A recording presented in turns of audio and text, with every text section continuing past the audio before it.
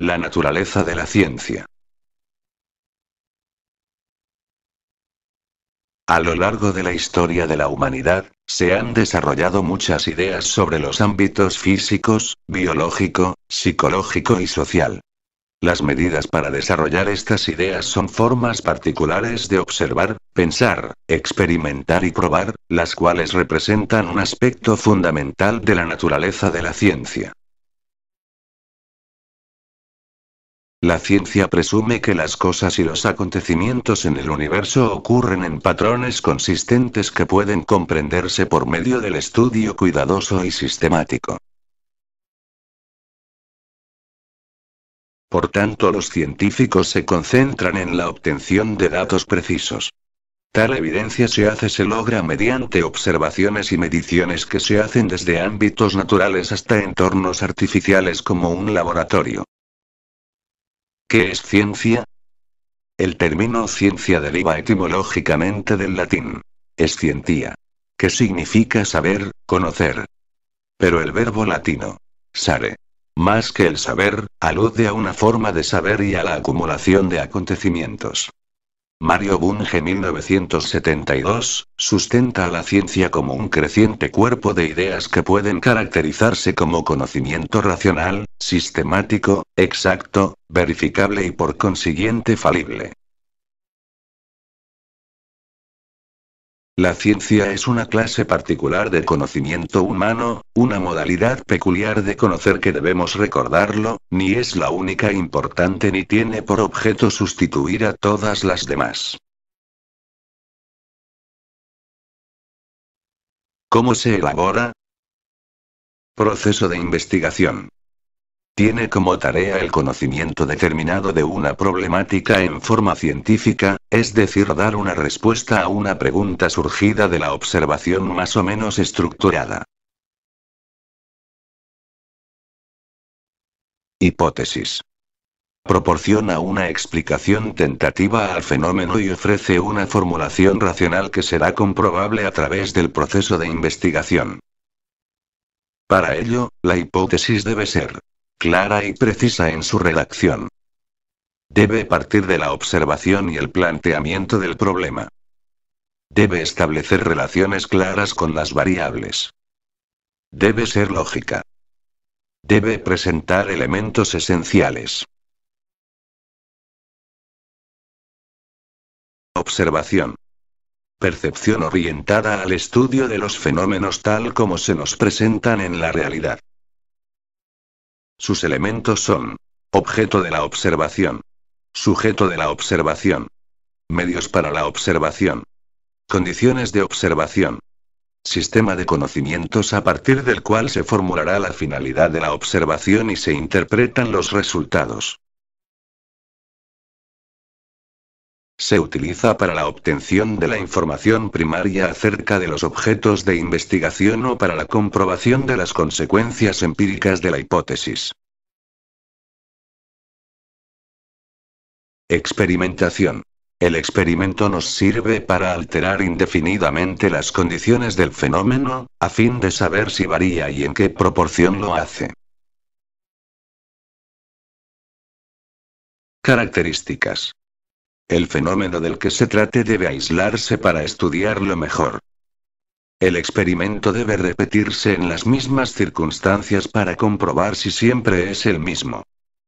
Las condiciones del experimento deben alterarse para investigar en qué grado modifican al fenómeno.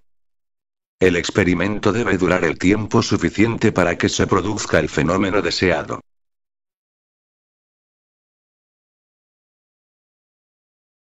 ¿Cómo se comunica la ciencia? La ciencia es una vasta empresa dirigida a la obtención de conocimientos que se caracteriza por la constante labor investigativa, por la puesta a prueba de teorías y de métodos. Mediante una libre discusión que se lleva a cabo en innumerables foros, seminarios y a través de la publicación de millares de trabajos escritos, que se someten a la crítica de quienes participan activamente en este proceso.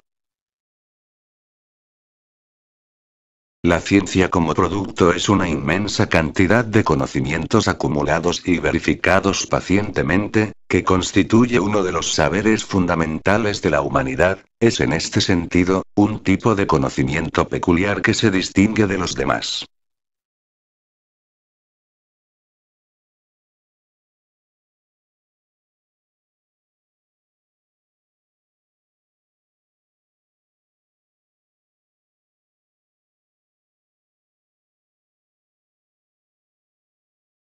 Hacia dónde va el asunto. Entonces, bueno, el conocimiento, les decía, el conocimiento común es nuestro conocimiento cotidiano, que está muy permeado por nuestros sentidos. No sé si a ustedes les ha pasado que a veces uno va en carretera, va por Cuernavaca y ve como que hacia adelante hay un charquito de agua y uno luego espera ese conocimiento científico.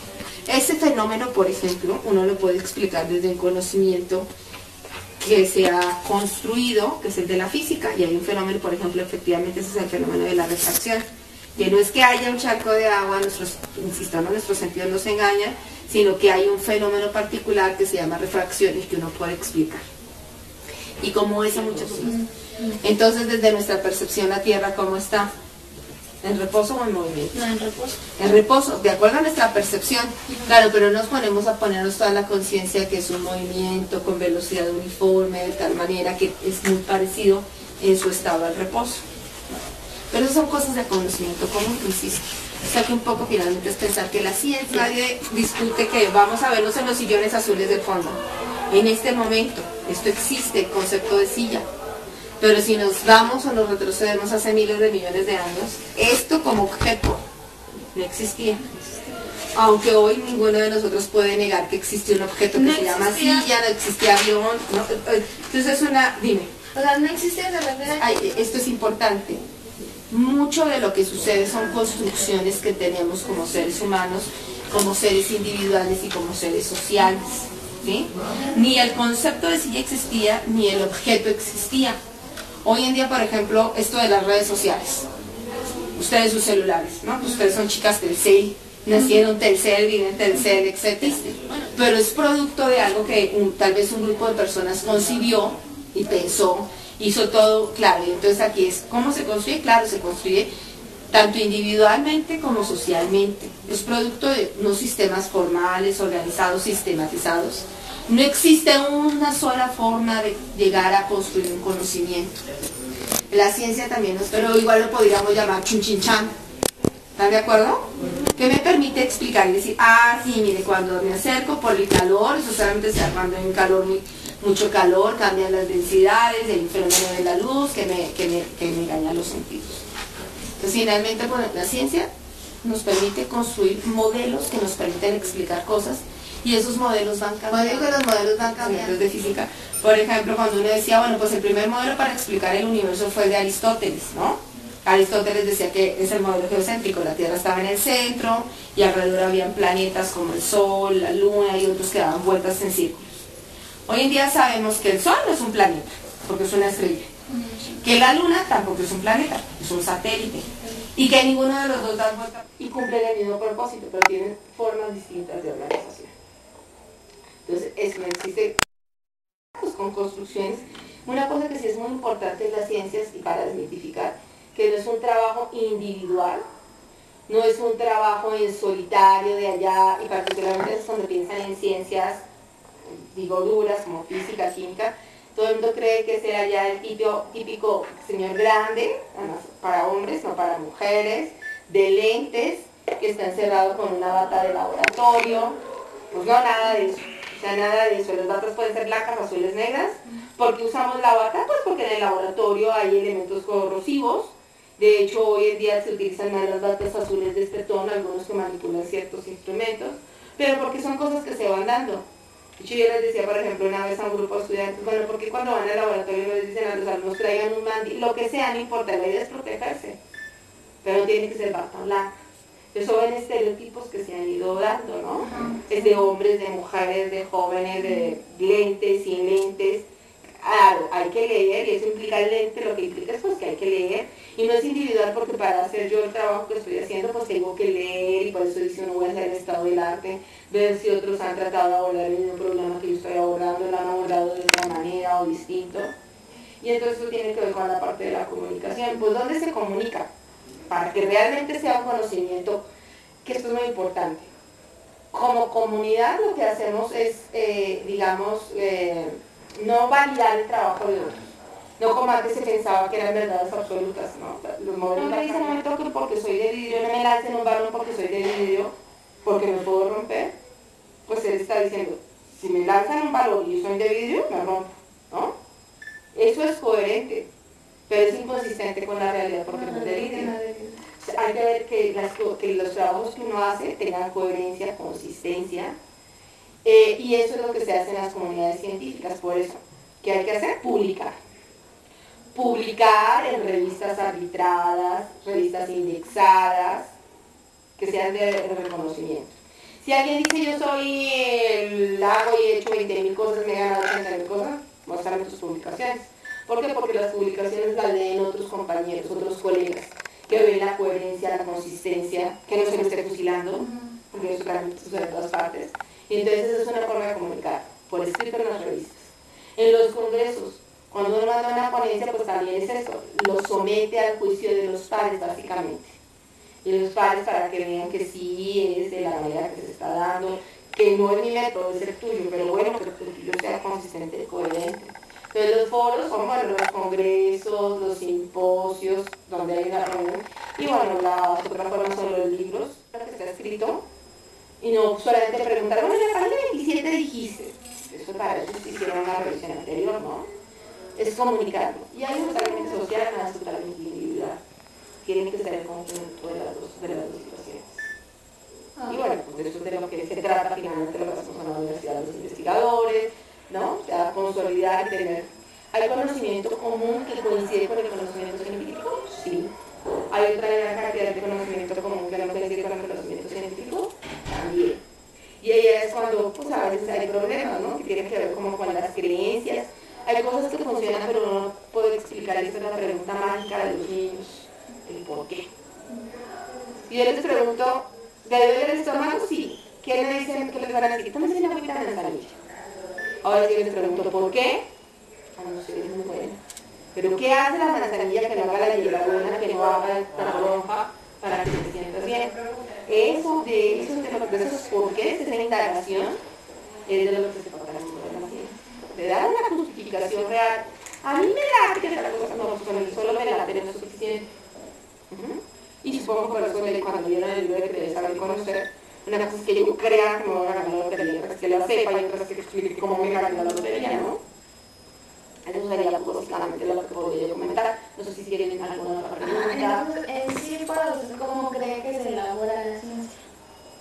Usted digo que es una construcción individual social, o sea, el elaborar, eso es importante, ¿no? ¿Qué entendemos por elaborar?